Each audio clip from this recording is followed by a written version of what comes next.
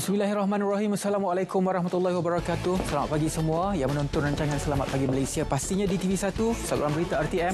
Yang menonton di YouTube juga terima kasih. Yang menonton di Facebook juga terima kasih kepada anda. Hari ini 20 Jun 2023, saya Ridwan bersama dengan Zaliha akan menghiasi pagi anda seawal jam 8 pagi ini sehinggalah pukul 10 pagi nanti. Banyak yang kami kongsikan dengan anda dan kalau boleh terus Ridwan, kita mulakan dengan menjelang 8 hari sebelum hari wukuf. Alhamdulillah. Lebih 29,000 jemaah tiba di tiba di Mekah dan setakat ini sebenarnya 29,212 yang telah pun sampai selamat tiba melibatkan 95 penerbangan dan Ketua Rombongan Haji Malaysia Datuk Seri Syed Abdul Rahman juga memaklumkan bahawa persiapan semasa operasi masyarakat telah dilakukan dengan kesediaan perkhidmatan untuk jemaah pada tahap 80% dan akan lengkap sepenuhnya menjelang hari wukuf. Jadi kalau di Malaysia telah pun diumumkan kita akan menyambut Hari Raya Korban pada 29 Jun. Tapi kalau kita ikutkan di sini, Kerajaan Arab Saudi telah pun mengumumkan hari wukuf ditetapkan pada Selasa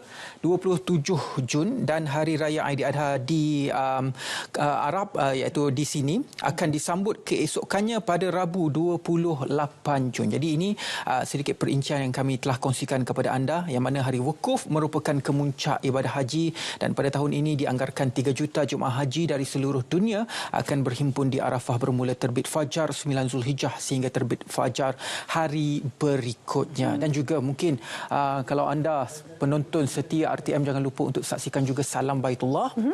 Jadi musim haji ini bermula 17 Jun sehinggalah 30 Jun nanti dan pastinya pada hari wukuf kita akan ada satu hari khas, rancangan khas yang bermula pada waktu maghrib sehinggalah pada sehingga habis siaran pada waktu malam. Itu keunikan Salam Baitullah. Ya, kita doakan para jemaah kita selamat sempurna menjalankan ibadah mereka, dipermudahkan dengan kesihatan dan juga kemudahan supaya dapat melaksanakan ibadah dengan sihat dan selesa. Kita juga terus ke satu lagi perkembangannya bila mana tahniah kepada Yang Berhormat Tan Sri Dr. Wan Junaidi, Tuanku Jaafar yang telah pun secara rasminya dilantik sebagai Yang di-Pertua Dewan Negara ke-19. Satu pelantikan yang dianggap tepat untuk memperkasakan agenda reformasi Parlimen. Okey, itu sedikit perkembangan dari Parlimen. Seterusnya kita bawakan kepada anda. Ini antara isu yang panas sekarang di media sosial, Zaliha. Tentang isu allowance praktikal, allowance pelajar praktikal lah. Intern lah kalau kita. Intern lah. Sebab ada 2-3 hari ini ada satu pelajar meletakkan plakat di dadanya. Intern bukan tenaga buruh. Saya sebenarnya terkejut sebab selama mengikut pengetahuan saya, intern sekurang-kurangnya dibayar allowance bukanlah walaupun bukan ribuan, sekurang-kurangnya ratusan ringgit sebab ialah transportation, betul, nak makan, buang ihsan untuk mereka, memudahkan mereka pergi bertugas. Dan apapun berikutan daripada perkembangan tersebut. Inilah intern, isu gaji graduan TVET rendah dibawa ke mesyuarat MTVET. Jadi kalau kita lihat di sini, Kementerian Sumber Manusia akan membagikan isu kadar gaji permulaan melibatkan lepasan graduan TVET dalam mesyuarat Majlis Pendidikan dan juga Latihan Teknikal Vokasional Negara akhir bulan ini. Jadi sekaligus berbeza dengan kadar bayaran permulaan gaji bagi pelajar yang mempunyai sijil SPM.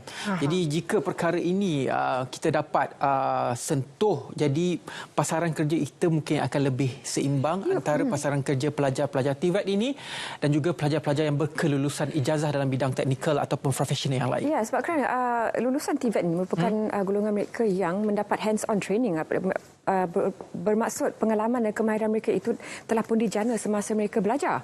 Jadi sepatutnya imbuhan ataupun sistem penggajian mereka itu diberikan setimpal malah lebih dengan kepakaran yang mereka ada. Perlu diberikan perhatian. Sebelum kita nantikan apa antara jawapan yang diberikan oleh pihak berwajib nanti. Bermula daripada zaman orang kata waktu praktikal lagi sehinggalah waktu kerja. Okey. Seterusnya, ini berkaitan dengan pembangunan e-sport ataupun isukan. Hari ini ada satu slot khas berkaitan dengan isukan. Kita akan bawakan atlet Malaysia dalam isukan ini yang mana garis panduan akan bakal dilancarkan. Jadi satu garis panduan bakal dilancarkan dalam masa terdekat sebagai sokongan terhadap pelan strategik pembangunan sukan elektronik termasuk memberikan akses terbaik terhadap infrastruktur sukan tersebut. Jadi Timbalan Menteri Belia dan Sukan Adam Adli Abdul Halim berkata kementeriannya turut menjalinkan kerjasama dengan agensi berkaitan bagi membangunkan garis panduan tersebut. Dan yang menariknya, antara IPT yang telah pun mewujudkan kos yang berkaitan dengan e-sport ini adalah di UiTM. Wow. Okay. Di UiTM Puncak Alam telah mewujudkan satu kos yang berkaitan dengan subjek yang berkaitan dengan e-sport ini. Wow, dulu masa kecil-kecil kena marah kalau main game. Sekarang kita digalakkan untuk main game kerana itu satu potensi penjana pendapatan. Okey, ini sebenarnya isu yang sering kita bawakan kepada anda dari masa ke semasa berikutan dengan risiko dan juga kebimbangan yang dibangkitkan melalui penggunaan aplikasi Telegram. Akhirnya MCMC itu akan dibawakan sebentar lagi. Tapi berkait dengan perkembangan tersebut, Suruhanjaya Komunikasi dan Multimedia Malaysia MCMC menyekat sejumlah 581 juta SMS yang mencurigakan sejak tahun 2021 sehingga Mei 2023. Selepas itu, selain daripada SMS, itu dahulu. Ini betul Telegram. Sekarang adalah cerita tentang Telegram. Mana Telegram menjalin kerjasama dengan MCMC, PDRM untuk membendung jenayah cyber. Kata Menteri yang membuat Fahmi Fazil, komitmen itu dinyatakan selepas Telegram mengadakan pertemuan dengan beliau di Ibu Pejabat PDRM Bukit Aman untuk berbincang lebih lanjut bagaimana penggunaan aplikasi ini tidak memberikan risiko kepada para pengguna. Banyak scam yang telah pun berlaku melalui aplikasi Telegram. Kadang-kadang kita ni termasuk dalam grup chat. Tak tahu macam mana kita masuk grup chat. Termasuk dalam grup chat. Lagi-lagi orang yang tidak mempunyai beberapa pengetahuan senang untuk di-scam melalui aplikasi Telegram. Jadi itu sedikit pemanas badan untuk kita membuka tirai Selamat Pagi Malaysia pada hari ini. Banyak lagi akan kami kongsikan kepada anda pada hari ini. Teruskan bersama kami dalam Selamat Pagi Malaysia. Kita berehat.